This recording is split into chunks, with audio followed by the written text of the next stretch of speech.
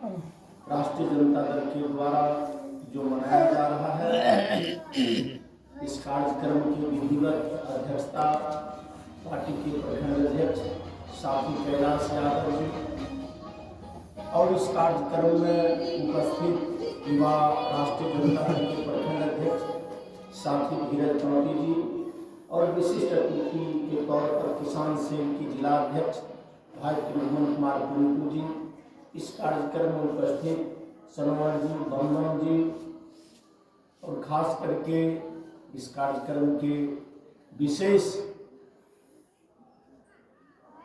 रूप से संचालित करने वाले इस पंचायत के सम्मानित सरपंच साहब रामनाथ ठाकुर रामनाथ पासवान जी और आप तमाम साथियों, यह कार्यक्रम राष्ट्रीय जनता दल के राष्ट्रीय अध्यक्ष आदरणीय लालू प्रसाद यादव जी के आह्वान पर संपूर्ण बिहार के प्रखंड मुख्यालय में बाबा साहब डॉक्टर भीमराव अंबेडकर जी का जयंती मनाने का कार्यक्रम किया जा रहा है, जिस कार्यक्रम का नेतृत्व बिहार सरकार के लोकप्रिय उप मुख्यमंत्री, देश के युवाओं की आवाज माननीय तेजस्वी प्रसाद यादव जी और राष्ट्रीय जनता दल के माननीय प्रदेश अध्यक्ष जगता बाबू के नेतृत्व में साथियों, बाबा साहब डॉक्टर भीमराव अंबेडकर गुलाम भारत में पैदा लिए और जब शिक्षा ग्रहण के उपरांत जो हमारे देश में विषमता थी, एक मानव को दूसरे मानव देखना पसंद नहीं करते थे,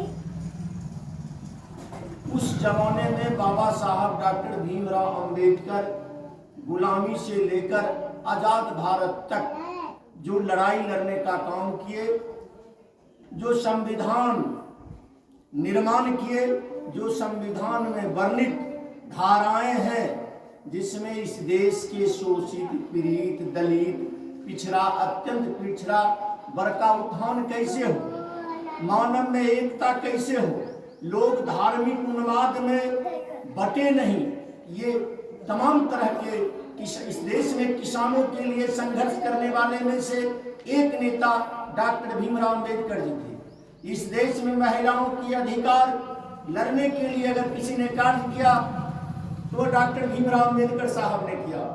इस देश में दलितों की उत्थान के लिए किसी नेता ने संविधान में धाराएं को वर्णित किया और धरातल पर लड़ाई लड़ने का काम अगर किसी ने किया तो बाबा साहब डॉक्टर भीमराव अंबेडकर ने किया। इस देश के दलितों के लिए किसी ने लड़ाई लड़ा, पिछड़ों के लिए लड़ाई लड़ा, अत्यंत पिछड़ों के लिए लड़ाई लड़ा तो बाबा साहब डॉक्टर भीमराव अंबेडकर ने लड़ाई लड़ने का काम किए। अंग्रेजी हुकूमत से लेकर आजाद भारत में भी उन्होंने लड़ाई बंद नहीं किया। मित्रों, खास करके जो इस देश के शोषित, पीड़ित, वंचित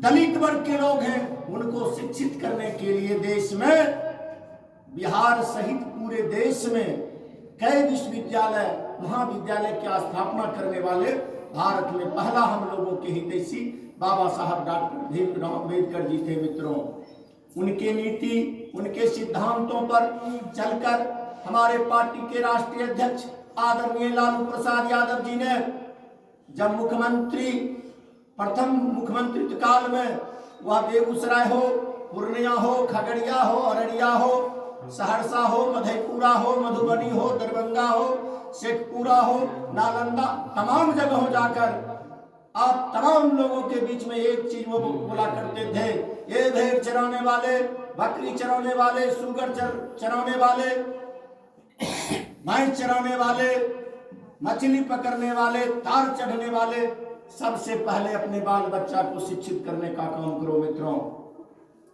और अपने आवाज के साथ साथ उन्होंने हम सबों के लिए प्रथम मुख्यमंत्री काल में 6 विश्वविद्यालय का निर्माण करने का काम किए। मित्रों, बाबा साहब के सच्चे पद चिन्हों पर चलने का कार्य किसी नेता ने किया तो राष्ट्रीय जनता दल के राष्ट्रीय अध्यक्ष आदरणीय लालू प्रसाद यादव जी ने किया।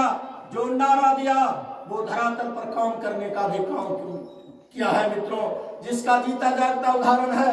आप चले जाइए आरा वीर कुंवर सिंह विश्वविद्यालय का निर्माण किए, चले जाइए छपरा लोकनायक जयप्रकाश बाबू विश्वविद्यालय का निर्माण किए, चले जाइए मधेपुरा बीएन मंडल विश्वविद्यालय का निर्माण किए, चले जाइए पटना मजरुल हक उर्दू फारसी विश्वविद्यालय का निर्माण लालू प्रसाद यादव ने किए, उस समय संयुक्त बिहार था मित्रों।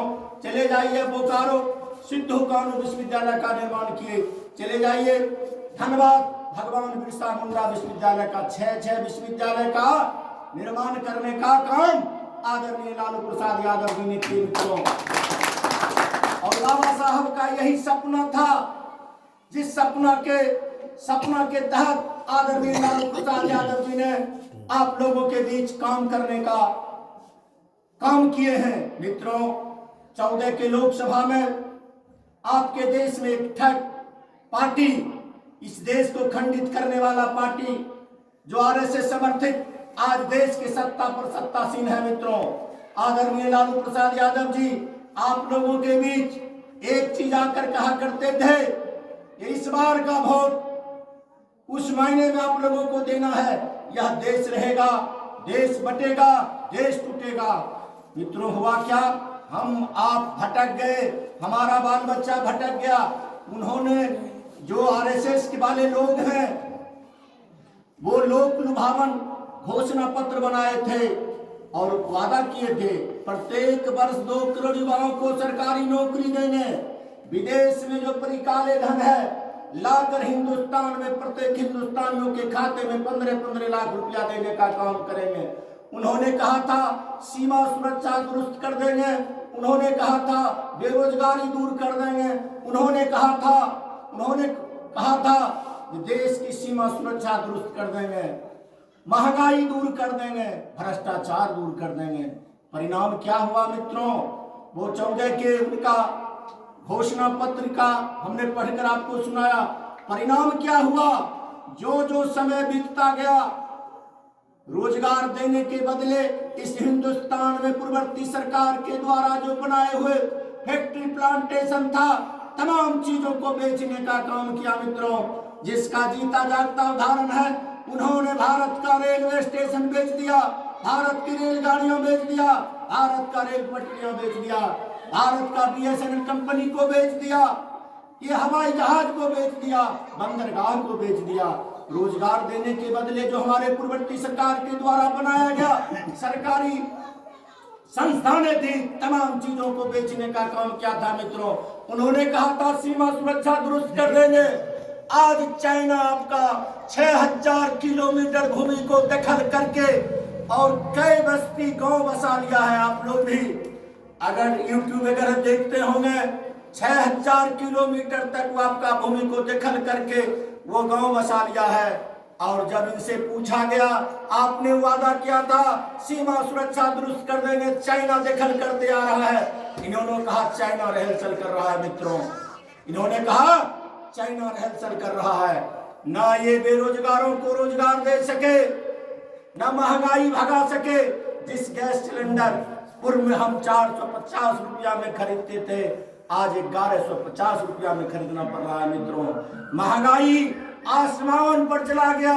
और इनको अगर महंगाई की बात पूछिए तो लगता है इनका महंगाई भौजाई हो गया है। महंगाई की बात पूछिए ये पाकिस्तान की चर्चा करते हैं, महंगाई की बात पूछिए तो ये मुसलमान की चर्चा करते हैं। ये केवल हिंदू मुसलमान और हिंदुस्तान पाकिस्तान के रट लगाकर इस देश को खंडित करने में लगे हुए हैं, देश के बेचने में लगे हुए हैं। बाबा साहब डॉक्टर भीमराव अम्बेडकर ने किसानों के लिए भी संघर्ष करने का काम किए थे मित्रों। जिस किसानों के, यह भारत कृषि प्रधान देश है, यहाँ की 80% आबादी कृषि पर आधारित है। परिणाम क्या हुआ, इस भारत के किसानों के विरुद्ध 3 खतरनाक कृषि बिल लाए। वह कृषि बिल कोई एक खत्म नहीं किए हैं, केवल ठंडा बस्ता में रख दिए हैं। मौका मिलेगा तो पुनः इस देश का भूमि को भी चंद पूंजीपति के हाथ में वो रखने का पूरा एग्रीमेंट कर चुके हैं मित्रों। अप्रत्यक्ष रूप से हम लोग गुलाम हो चुके हैं, अप्रत्यक्ष रूप से हम तमाम गुलाम हो चुके हैं मित्रों।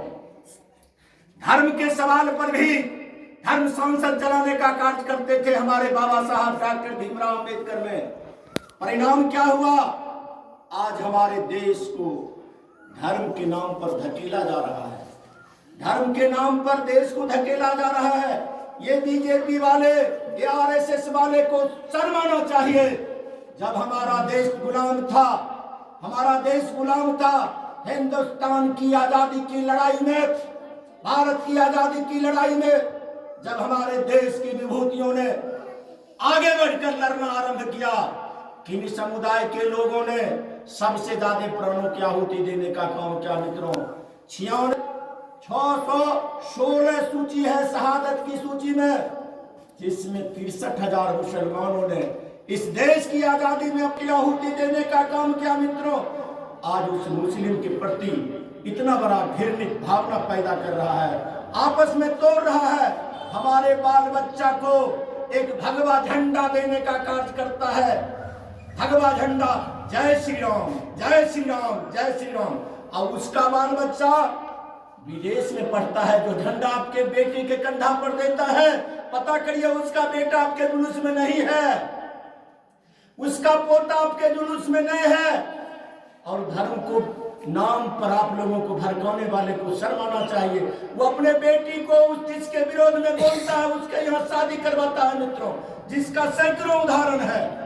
शाहनवाज की शादी कहाँ हुआ? मुख्तार अब्बास नकवी का शादी किसके बेटी से है? बहुत तमाम हम लोगों के बीच घृणित भावना फैलाकर आज हम लोगों को पुनः शिक्षा से वंचित कर रहा है, पुनः हम लोगों को गुलाम बनाने का षड्यंत्र रच रहा है, हम लोगों के बाल बच्चा को धर्म के नाम पर भटकाने का काम कर रहा है। अगर सबसे बड़ा इस देश का दुश्मन अगर कोई है मित्रों, इस देश के लोग पुरुष सरदार वल्लभ भाई पटेल ने कहा था, किसी संगठन पर सबसे पहले रोक लगना चाहिए इस देश को बचाने के लिए, तो आरएसएस पर रोक लगना चाहिए। इस देश को बचाने के लिए किसी संगठन पर रोक लगना चाहिए तो बजरंग दल पर रोक लगना चाहिए। इस देश को बचाने के लिए किसी संगठन पर रोक लगना चाहिए तो सबसे पहले विश्व हिंदू परिषद के जो संस्थापक हैं उस संगठन पर रोक लगना चाहिए मित्रों। हम भी हिंदू हैं, हम भी भारतवासी हैं, लेकिन चंद पूंजीपति के लोग जो है इस देश को बेच रहे हैं, हमारा आपका बाल बच्चा को धर्म के नाम पर भटकाने का काम कर रहे हैं। इधर जो रामनवमी के अवसर पर जुलूस निकाला था, आप लोग देखे होंगे, जो झंडा मटिहानी में मिला वही झंडा तेघरा में भी, एक कलर आप देख सकते हैं सभी पोल पर, वही झंडा बछवाड़ा में भी मिलेगा, वही झंडा चेरिया बरियारपुर में भी, वही झंडा मंसूर चक में भी, वही झंडा सामो दियारा में। एक आदमी इसका संचालन कर रहा है, उसका प्लानिंग है। आप लोगों का जो हक अधिकार बाबा साहब डॉक्टर भीमराव अंबेडकर जी ने जो दिया था उसको समाप्त करना। परिणाम क्या हो रहा है मित्रों? अभी आप बिहार की वासी हैं, आप दलित परिवार से आते हैं, आप मजदूर परिवार से आते हैं, परिणाम क्या हुआ?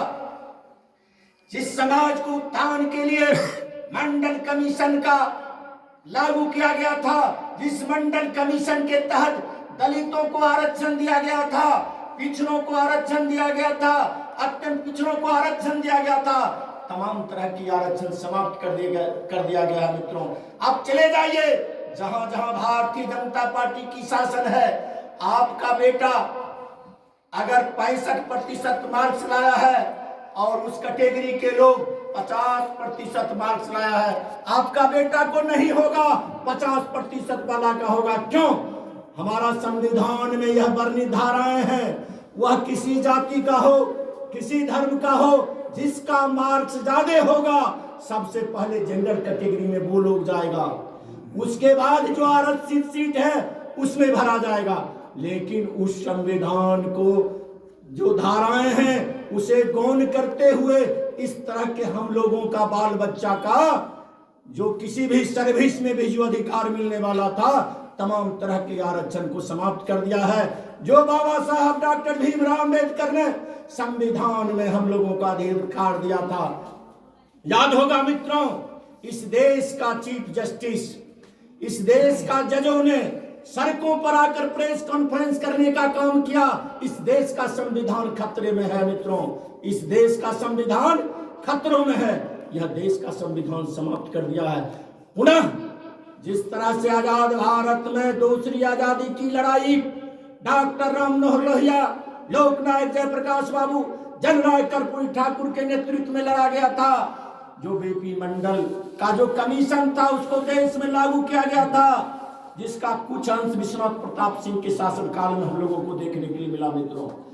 उसी मंडल कमीशन के धाराएं, उसी मंडल कमीशन का देन है रामनाथ जो पासवान जी हैं, जो उर्वैजू पासवान जी आज सरपंच हैं, संजीत पासवान मुखिया हैं।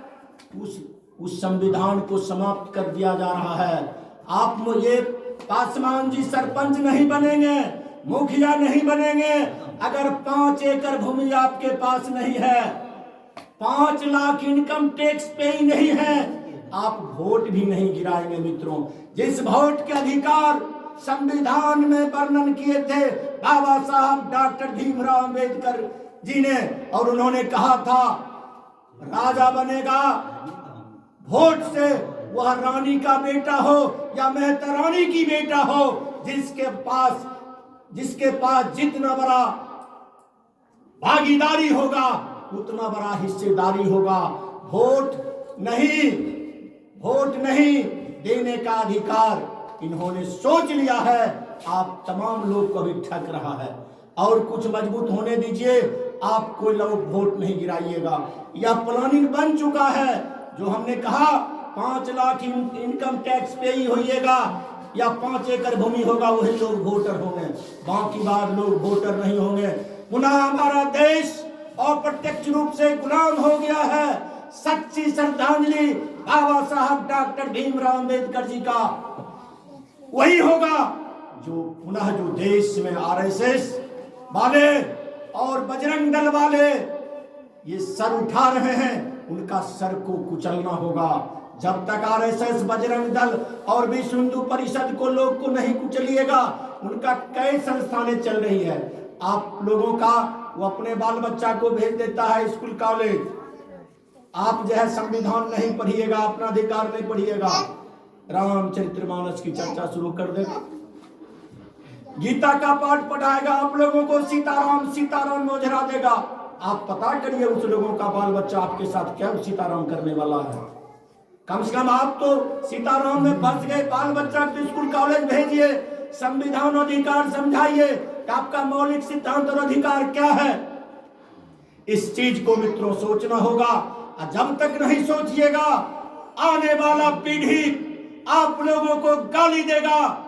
जब ये आरएसएस वाले, विश्व हिंदू परिषद वाले, बजरंग दल वाले इस देश को टुकड़ा टुकड़ा कर रहा था, उस समय आप लोग क्या कर रहे थे? आपका संवैधानिक अधिकार समाप्त किया जा रहा था, आप क्या कर रहे थे?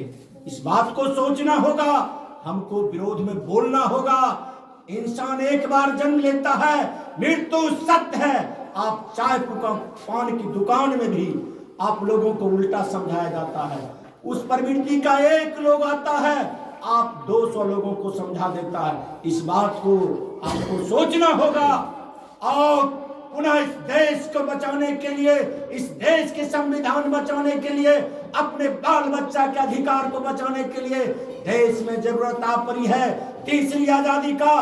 और हम आप तमाम लोग आज अंबेडकर जी की जयंती के मौके पर कसम खां, जो हम लोग ये तीसरी आजादी की लड़ाई आरंभ करेंगे और जो हमारा हितैषी लीडर है आदरणीय लालू प्रसाद यादव जी, तेजस्वी प्रसाद यादव जी, जिस प्रदेश में हमारे इस कैटेगरी के समता मूलक समाज के निर्माण करने वाले हैं, संविधान को मानने वाले नेता हैं, वैसे नेता के साथ हम लोग वोटिंग करेंगे, उनके आंदोलन में भाग लेंगे। परिणाम क्या होता है? हम लोग को कह दिया जाता है आपका बाल, आप कौन चीज नेतागिरी मोजराइल हैं, बाल बच्चा को देखिए क्या कमाइएगा नहीं। इस बात को भी राजनीति करना होगा, सोचना होगा। ये जो बोल रहा है हमारे हित में बोल रहा है कि अनहित में बोल रहा है, इन तमाम बिंदुओं पर विचार करते हुए आप तमाम लोगों से हम अपील करने के लिए इस मौके पर आए हैं। मित्रों, इस देश को बचाने के लिए, देश के संविधान बचाने के लिए, समतामूलक समाज की स्थापना करने के लिए, मानवता को बचाने के लिए पुनः ये आरएसएस समर्थित जो देश के शासक हैं उसको भगाना होगा। अगर ये नहीं भागा तो आप कहीं का नहीं रहिएगा, आपका बाल बच्चा पुनः गुलाम हो जाएगा। मित्रों, और गुलामी से बचाने के लिए जो आदरणीय तेजस्वी प्रसाद यादव जी हमारे बिहार के माननीय लोकप्रिय उप मुख्यमंत्री है, आदरणीय लालू प्रसाद यादव जी हैं, इनके नेतृत्व में आने वाले लोकसभा चुनाव में मुंहतोड़ जवाब देना है। मित्रों, इन्हीं शब्दों के साथ मैं अपनी वाणी समाप्त करता हूँ। मित्रों, जय हिंद, जय भारत, जय भीम, जय भीम, जय भीम। बोले ला देखिए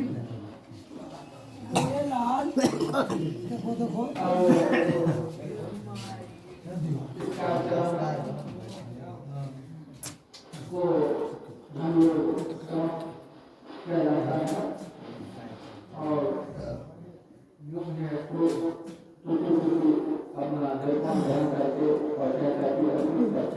देखो ऐसा करके सब लोग में गोली होके वो अखबार में फोटो देखते हैं, सब लोग साथ बना